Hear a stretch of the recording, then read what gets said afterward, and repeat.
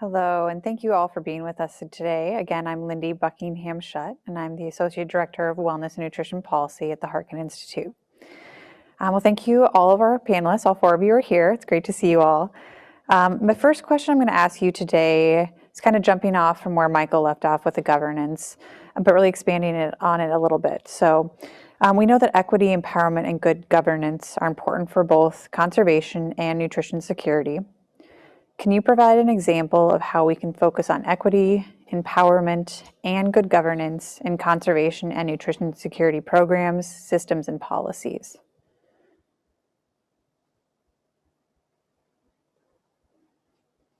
I'm happy to jump in on this one first. From a nutrition perspective, there are a lot of examples, I think, where we can really look at how we combine all these different pieces. One in particular is thinking about food marketing to young children and how it impacts dietary choices. So our team has recently been doing a lot of work in particular around sugar sweetened beverages and consumption with young children. And we have found that really for kids in the 0 to 5 age range, there are so many beverages and foods on the marketplace that are very confusing and unhelpful. But they're marketed as though they're this nutrition powerhouse that really families need, or if you have a picky eater, it's your cure-all to give them this particular food or beverage. And so there's several different components here. There's the education we talked about earlier around making sure families know what is a healthy choice and what they need or don't need in their young children's diets. But then there are also setting up policies from what children are served in childcare centers to what's allowable through the WIC program or through what you're purchasing with SNAP dollars. That can really be another way to impact that. And there are policies that really don't exist around food marketing, which is another upstream factor that if we could really go in and impact what's even allowed to be marketed to kids and families, we could have an even greater impact on the messaging and the confusion in the marketplace around these topics. But in particular, we see that different population groups, Black and Hispanics in particular, are really targeted marketing for a lot of things, especially sugary drinks like fruit drinks with young children. And so there are ways we can empower consumers by educating them about what's happening and about how they're being marketed to in a very targeted way, and about what is or isn't a healthy choice. There's a policy angle there that we can look at from an equity standpoint of how are we making sure these groups aren't continuing to be targeted in a way where, brands are looking to create lifelong consumers. And if you look at the consumption data, a lot of these drinks are more heavily consumed based on different racial and ethnic backgrounds and groups. So there are a lot of different ways I think we could approach this that kind of look to balance all of these pieces, but it has to be a really comprehensive approach that touches all of them, not just one of them. Mm-hmm. Great, thank you, Megan. That you make amazing points there. Does anybody, any of the other panelists want to elaborate on where they're coming from or how it connects to Megan's work? Go ahead, Lenny, Mark. let me. Oh. Go ahead. Oh, okay. Sorry, I wasn't sure who was to go. Well, I wanted to emphasize USDA and the policies that USDA creates for farmers. We've had this tension for decades in the agency over production versus nutrition. And I'm really encouraged that Tom Vilsack is back in place and the policies that he can put in place for equity, but also for conservation. I mean, he was around during a lot of the time when we had a stronger effort on conservation. But the frustrating thing is that when budgets get tight, one of the first things that Congress looks at is cutting the conservation bill. They leave a lot of other things in place, but they take that money away. And so I really, want to call out him and encourage him to do things that will change policy and move forward. Yeah, and like you said, he's come out and said a lot about focusing on equity in his current administration. Go ahead, Andy, you're going to say something? Sure. I'll look at it as a practicing physician and being in healthcare, the empowerment issue. I think we've done a real disservice in our medical system making people think that the only way they can get healthy is by going to the doctor and getting pills or having surgery. And I really think that we have to shift our focus in medicine, and we really need to medicinize, if that's a word, healthy lifestyle choices. So when I say medicinize, I mean writing prescriptions for fruits and vegetables, writing prescriptions for meditation, writing prescriptions for exercise. And it's incumbent upon us as practitioners to take a few minutes and educate people on healthy eating, healthy management of stress, healthy management of sleep, whatever it is. I was struck in Dr. Mazafarian's talk, when you look at the number needed to treat in one of his slides to get an impact, it was 2. Most of our drugs, take statins for instance, the number needed to treat in an asymptomatic high-risk individual for cardiovascular disease anywhere from 57 to 147. So the impact of these is tremendous. And so it's incumbent upon us in the medical world to empower people to say, you know what? Health is within you. It's not from me, it's within you. And this really starts at, again, medical education. We are not educating our physicians in any of this. It's all about pharmaceuticals. It's all about surgery. It's all about randomized controlled trials. We really need to improve our education, nutrition education, as well as education in things like mindfulness and things like exercise and how social relationships and relationships amongst ourselves impact our health. So I want to work to empower physicians to be educators and to be that conduit to help people understand the impact that these things have. Yeah, that definitely speaks to the kind of the top-down, bottom-up approach that this entire panel has been focused on. Michael? Yes, thanks, Lindy, and it's nice to be here with the other panelists as well. I think there's a lot of emerging examples that sort of meet your question with respect to what are some things that are developing that connect all these dots, both in terms of environment and health and so on and so forth. And a number of them come to mind. I agree completely with Megan that certainly nutrition labeling and just advertising and labeling, especially for children, is an area that we really need to focus on, and we're certainly doing that at the Resnick Center here at UCLA.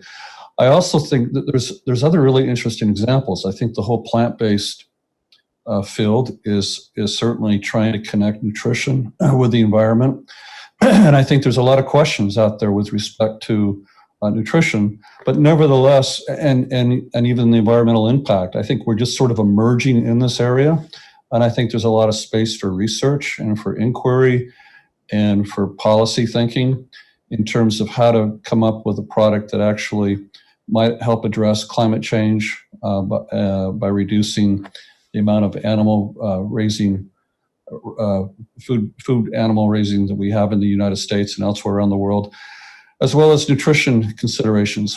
I also think it also behooves us to think about, unintended consequences when we think about these issues.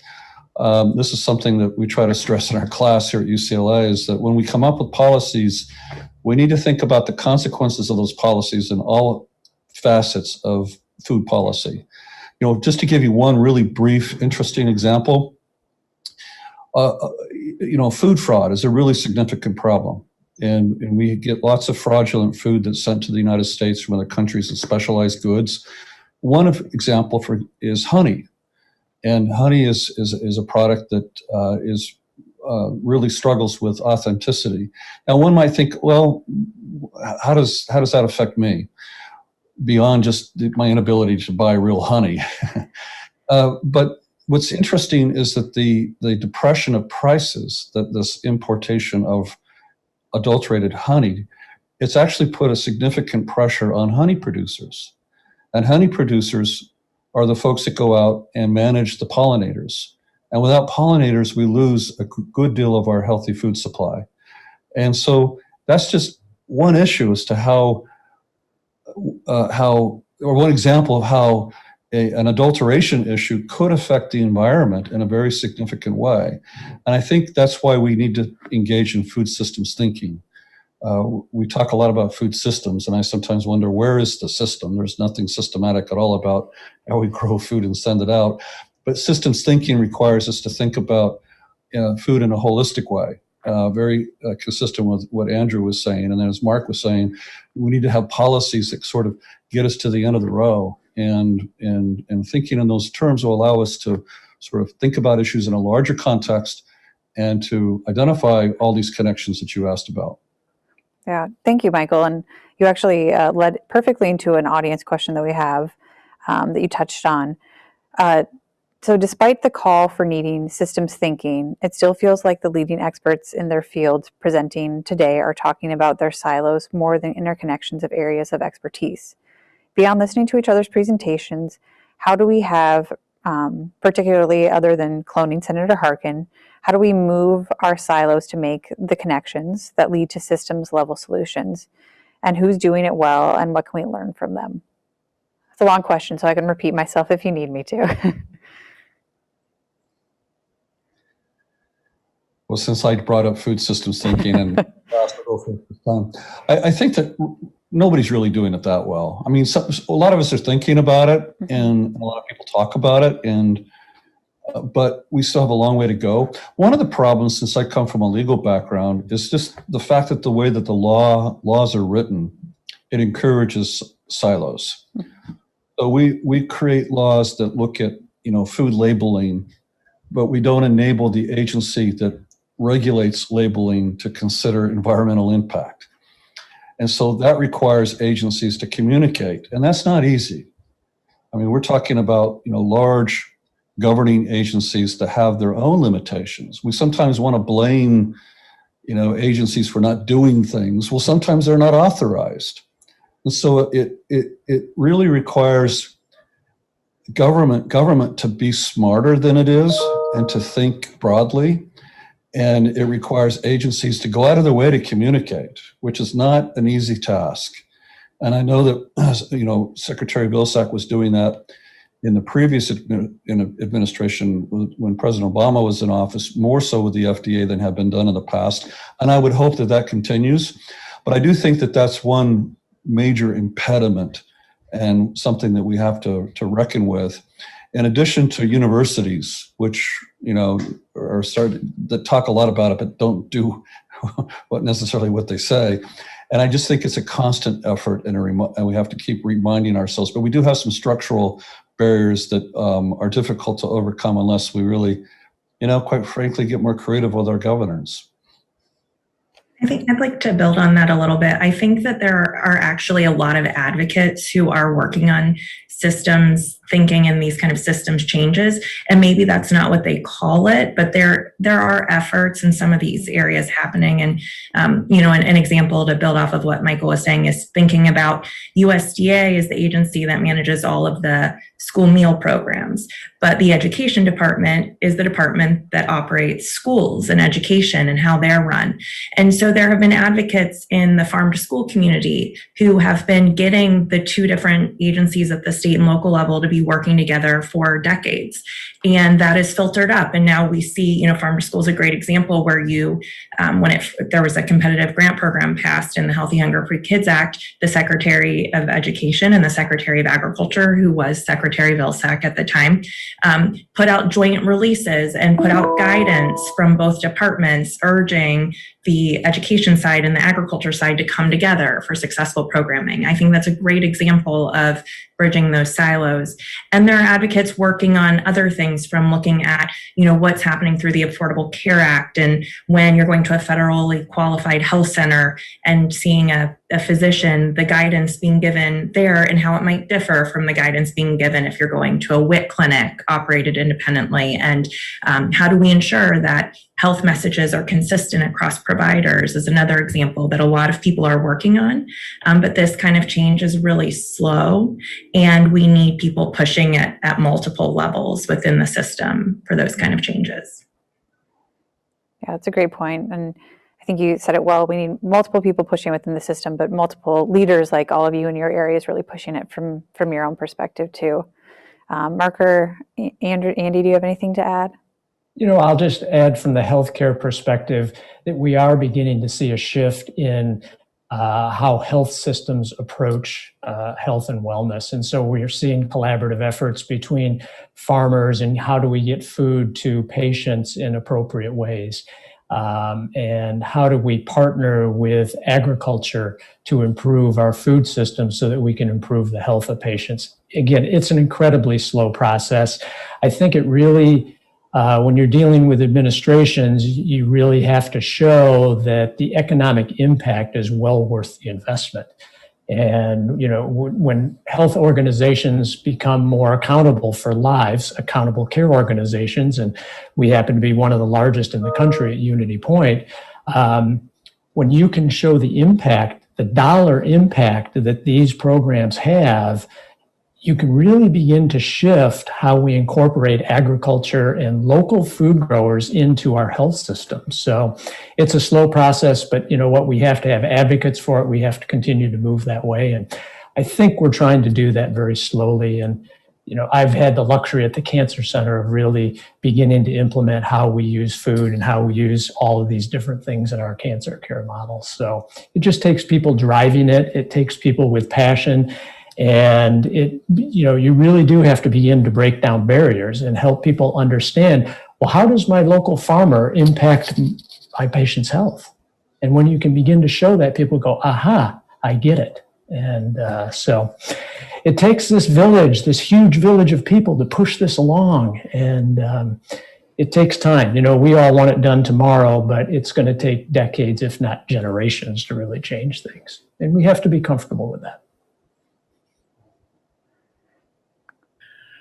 Lindy, I'd just add, having worked at both USDA and FDA, I can echo what Michael said about these agencies and getting them to work together. I was in the food safety area, but even there, there's struggles to get things aligned across agencies so that it makes sense on a national basis. And I think, too, we simply have to provide, again, the proper incentives. If we don't reward people for that kind of systems thinking, as opposed to very detailed single tactic kind of thoughts, guess where people go? They go where the rewards are oftentimes. So just incentives. Well put. Okay, a question I have came in. How do we convince physicians to partner with registered dietitians to help offer the nutrition education that patients need? It's typically covered by most insurance, including Medicaid and Medicare. So, I mean, any of you can answer this. I would think definitely you, Andy, Dr. Nish can speak to this a little bit. Yeah, I think this, again, goes back to our medical education. So when you're a medical student, you learn about histology and anatomy and pharmacology and more pharmacology and more pharmacology. And we really need to shift our model, like Dr. Mazafarian said, and say, how do we incorporate nutrition education into medical education? And when you change the tests, you change how they're educated. And so it really goes back to changing our medical schools, changing the curriculum so that there's an awareness of this, and then helping to understand how our nutritionists incorporate and are so essential in the care of our patients. So it's really an awareness issue, it's an education issue, and again, it's this team issue. When I went through medical school 40 whatever years ago it was very individualistic. You're the doctor. We didn't work in teams. We worked individually. We're now understanding that a team-based approach to any care, and I live in the cancer world. Cancer care is a team-based approach. It's incredibly complicated. So who do we have to add to our teams? Well, it's helping people understand the importance of food and nutrition, so we add our nutritionists to our team. And then it becomes automatic. If somebody has a physical ailment, a broken arm, and they have to recover, we send them to physical therapy. Well, if somebody's nutritionally broken, let's say, then it's just automatic. We send them to the nutritionist for help. And so it's just building that into incorporating that into our care model over time through education, through awareness, and through having a robust nutrition department. Michael? If I can actually ask Andrew a question, using Mark's word incentive, I suppose, Andrew, it would be helpful to include nutrition questions on the board exams. Absolutely. That's an incentive, right? Yeah. You know, if you're lucky on and I don't even know how many questions are on the board exam, but there might be one or two, maybe superficial nutrition questions. Frankly, in my opinion, probably 20% of the questions ought to be on nutrition, because we ought to understand how impactful food is on all these biochemical reactions that go on in our body. And that's the way to change it. Change the test, you change the education, because we educate to the test, right? And that's how we educate. We educate to the test. And it's really interesting with medical students, you know, they're just, when you do a lecture, they're like, just give me the information. I don't care about how you got it. I don't care about what it is. I just need to cram it in my head for the test. And so we've lost, in medical education, we've lost this sense of exploration, wonderment, and awe, and we just want the information. And if that's what they want, then we've got to change the information we give them, and then therefore we have to change the test. Thank you.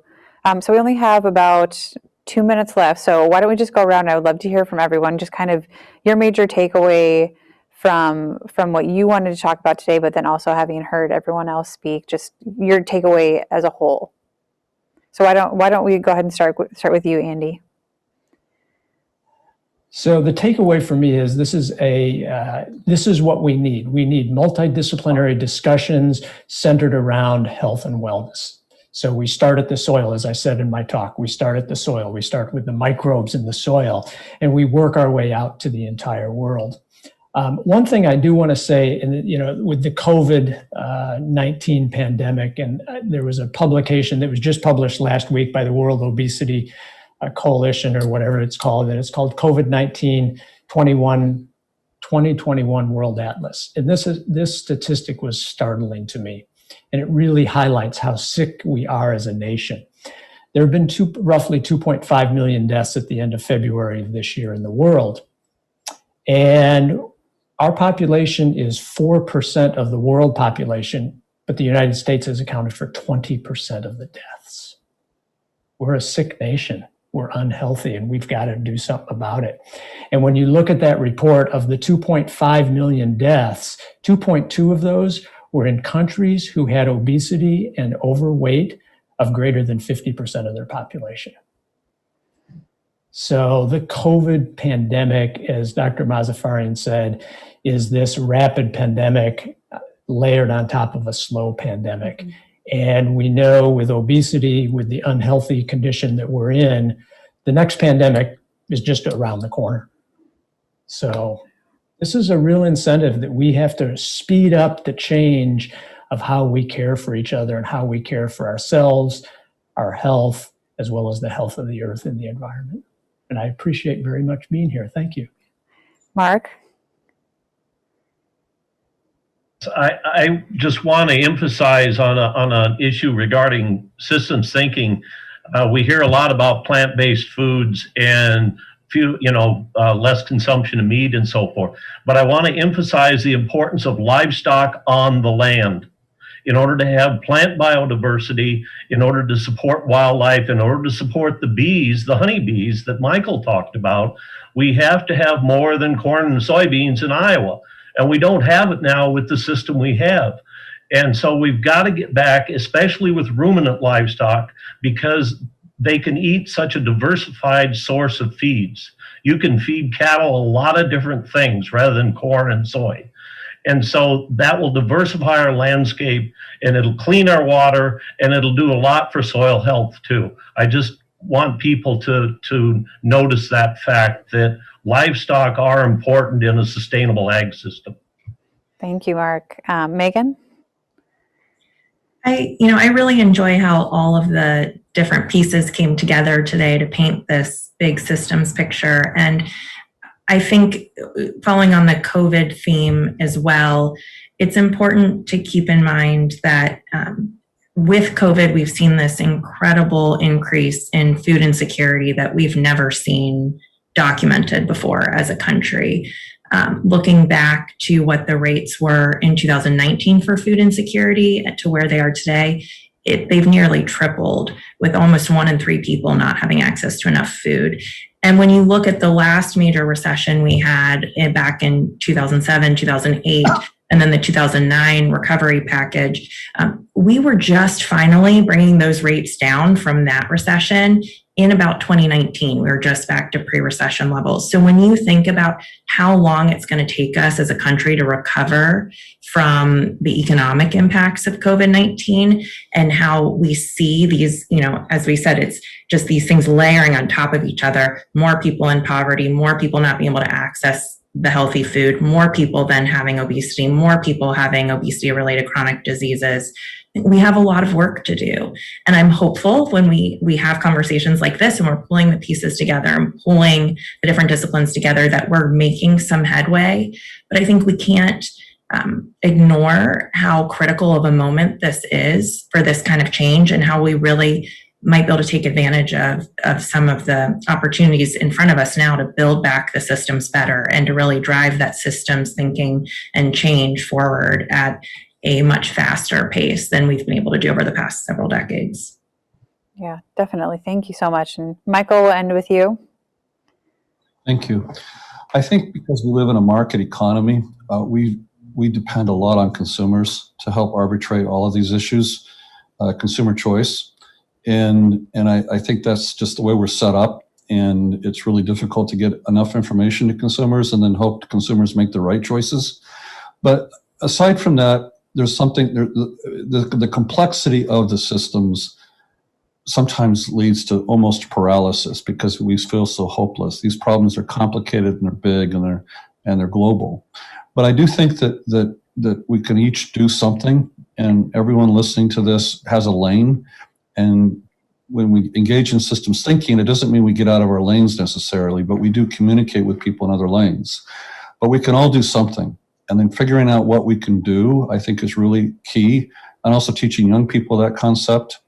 And because these problems are complicated, but if we all kind of work together and figure out what we can do best, and the solutions can be local, and they can be or on a state level or on a national level or a global level. And there's multiple levels of influence that we can all render as we take our backgrounds and our expertise and get to work. But I think this is all useful because the bottom line is we have to work together. Definitely. Well, thank you all for working together today. I really appreciate it, and for all your presentations.